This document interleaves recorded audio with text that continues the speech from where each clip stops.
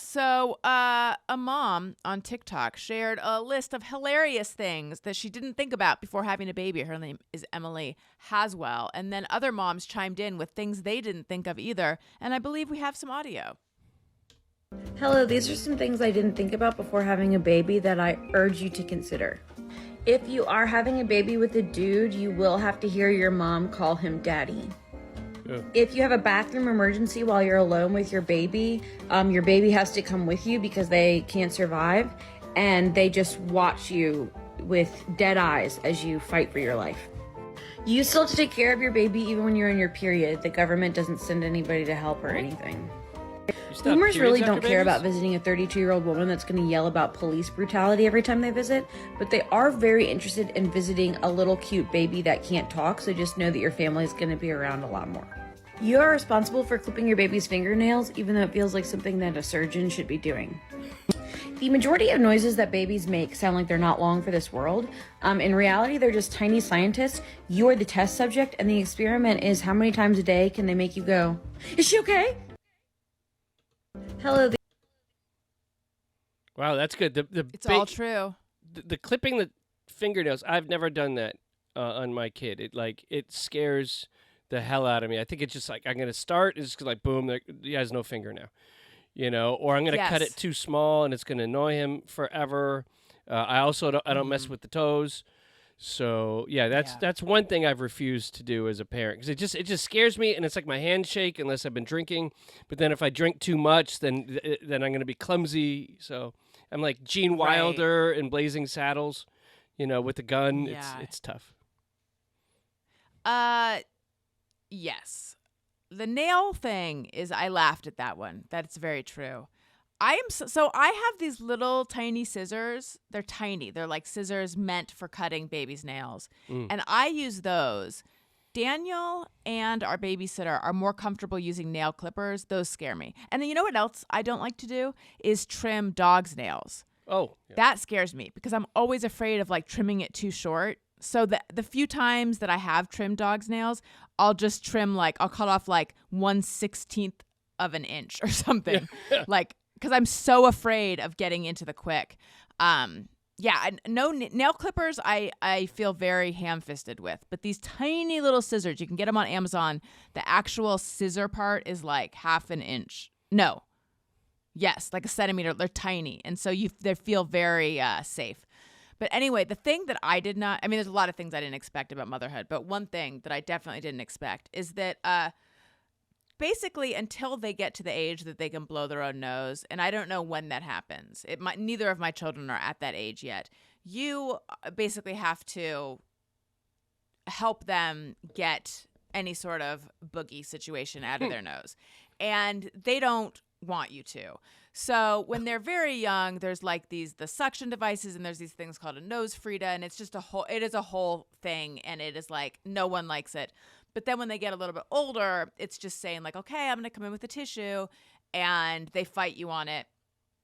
So a thing that I often do is I will I'll say, you need a tissue, and no, you need tissue. No, you want me to take a picture? So I'll take a picture, and then I will blow it up, and I'll show my kid that there's something visible in their nose. Oh. So if you look in my phone, God forbid I ever get hacked, it'll look like I am into something really weird. And what I am into is pictures of kids' nostrils that have boogies in them. Because there's just tons of close-ups of kids that need a tissue. So I will then show them a picture and I'll say, look, and they'll be so amused by this. And then they'll let me use a tissue. I think you should have an art exhibit. Opening at the Tate. So gross. Rosen's noses, Rose. Ooh, if only my last name was Rose, because then it could be Rose's Noses. Or Rosen Nosen. Is Nosen the plural of nose in German, maybe? Feist, Nosen. Not. Yeah, maybe.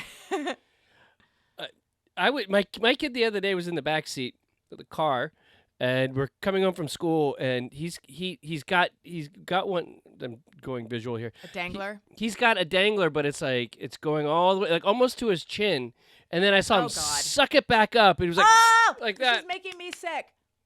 I was like, whoa. Like, first of all, I was like, wow, props. That was kind of sweet. Like if you're eating, a now and later and you get that nice spit where you can like spit and, slurp it back up. But it was almost like a frog's tongue came out of his nose, and then went Okay. back in. Yeah. Next time I'll take a photo for you, Allison, Please. Clearly, I'm so entertained by it. for your fetishistic collection. Yeah, Are there it could any be other? Yeah. You could be in our art exhibit, Rosen Nosen. Are there any other things you didn't expect? I mean, honestly, and this was a lack of foresight on my part. It's really stupid.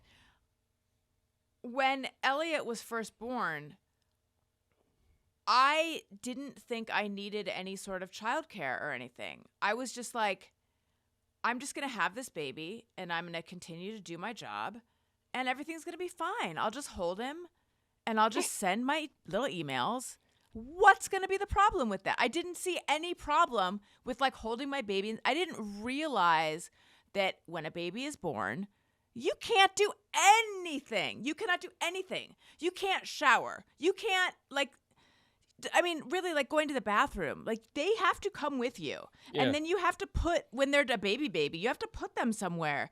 And I remember one of the worst showers of my life. I was alone and I put him in this little rock and play. And there were so many warnings around that time of like, it's dangerous to have them in like on their back and so I had, and he would, unlike Owen, who was a much more calm baby, Elliot pretty much wanted to be held all the time. So I was trying to take like the world's fastest shower. I had the door cracked. He was in the rock and play, crying the whole time. And I'm like a new mom, so I'm super anxious. I'm like trying to shower. He's crying. I'm like, have the door open and I'm like looking at him and like kind of trying to rock him while I'm also wet, getting water everywhere. Oh. Fun times. Oh. I mean, now that's why I almost feel like it's almost a shame that I'm not having a third, because I feel like now I get it so much more and I could be so much more calm but I just feel like unless you have a lot of babies around you, there's a real learning curve with it at the beginning. Yeah, you know what? It's hard. That third baby is going to bring you challenges and everything that are going to come out of left field. You'll be like, whoa, I didn't know I was going to get that. I thought I mastered these two kids, and the third kid is going to be from Mars, Right. So, the thing that shocked me was I got to look at the Upworthy sensors in the room. I'm pointing at this. Is that okay? Yeah? How I say it? Okay. Just sure that you read that right. Okay. It was the white poop. Oh, yes. I encountered the white poop once in my life, and my kid made a white poop, and it was, I don't know, 1 year old or whatever, and I went and I was all alone. My wife was at work, and I was like alone with the child before someone came. Marley, our announcer on the show, came. Who was your nanny? who just got engaged, by the way. Congratulations, Marley. Graduated college. And got engaged. That's a lot. Spread it out, honey.